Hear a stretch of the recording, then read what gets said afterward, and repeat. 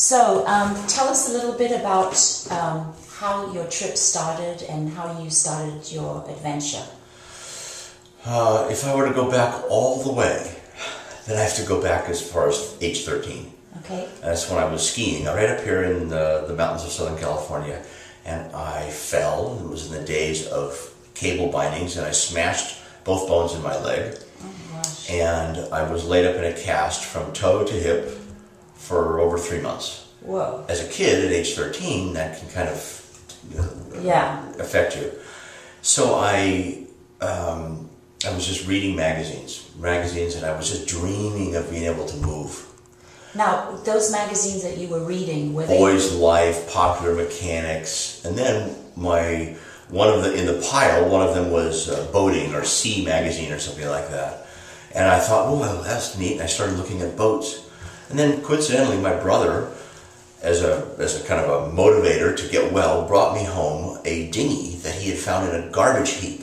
Wow. It was made out of styrofoam, really thick styrofoam. It was 8 feet long. And he said, here, I found this for you. Maybe you can start boating. And he brought that while you were still in bed? Well, I was still in bed, wow. And I was just hobbling around, getting better.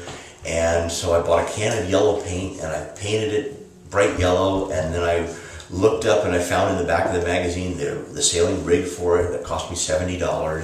And I sent away for it. You know, there's no internet back then. And right. It arrived, and I put it together, and we went down and launched it in Alameda's Bay in Long Beach. Wow. And I taught myself to sail. Gosh. And I also read that your history teacher... Then my high school history teacher. Right.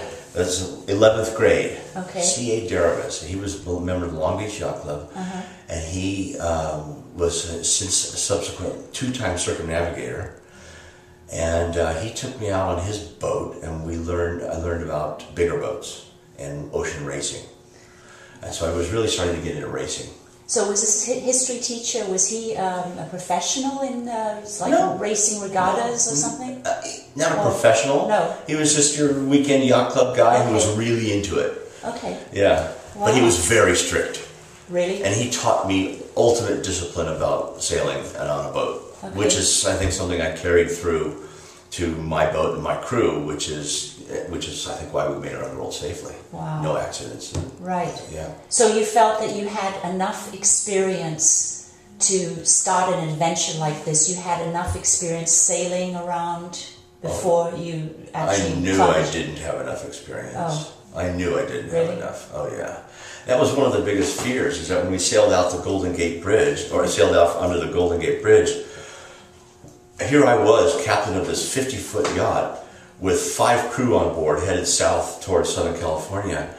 I didn't really have a clue what I was doing. Wow. I mean, I had been a crew member on a boat across the Pacific. Oh, you had? Okay. Yes, but that's a crew. Right. When you're in charge of navigation and food and electrical power and sails and rigging and everything on a boat, there's a big responsibility, because I've taken people on board who are looking to me saying, well, our captain knows. Right, right. And all I could think about was I had to pee. It's like... Were these 5 people really close friends of yours? Yeah, or? they were very close friends, and one of them was Ken. Yes. Right, and so he ended up staying, Patrick ended up staying, and then 2 others left, and then we continued on. And did they leave because they wanted to leave? It was pre-planned? They had real jobs. Oh, okay. Some of the people, some people have jobs. Right. And I was fortunate to have gotten out of the business world. Right. So I was in that position where I could go. I thought, I may be jumping ahead on your questions, but no, that's okay. But I thought that I could afford to go for a couple of years. Okay. And you extended it to 6 years? Yes, but I had to sell my house halfway through. Okay. And I ended up at the end of the trip with zero.